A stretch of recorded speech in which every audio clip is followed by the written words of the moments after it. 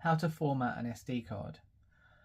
Press the menu button located here, and then use the up and down buttons to select settings, and then press enter again.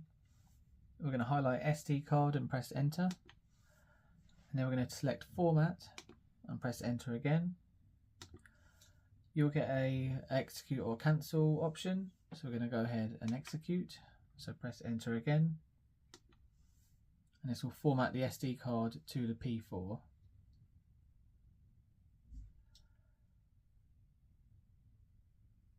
And you'll get a message to say when it's done. You should format SD cards for the P4 to maximise performance, and be aware that formatting an SD card to the P4 will delete any current data on it. Thank you so much for watching this tutorial. I really hope you found it helpful. Check out the description for all our other tutorials.